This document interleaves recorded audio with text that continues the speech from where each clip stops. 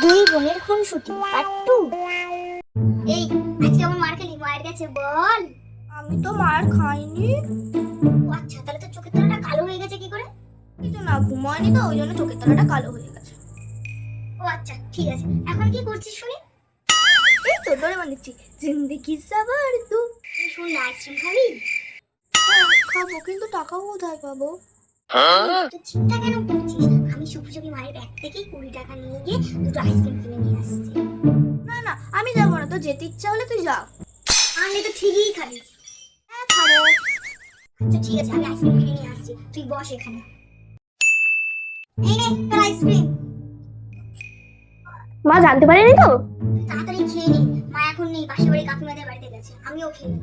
ঠিক আছে, আমি খাচ্ছি। Yummy yummy ice cream. দিব্যি খেতে।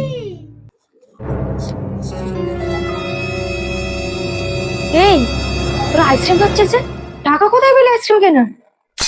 ফোনের কাছে টাকা ছিল, ওখান থেকেই নিয়ে আমি কিনে নিয়ে এসেছি। মা, ও তোমার ব্যাগ থেকে টাকা নিয়ে আইসক্রিম নিয়ে এসেছে।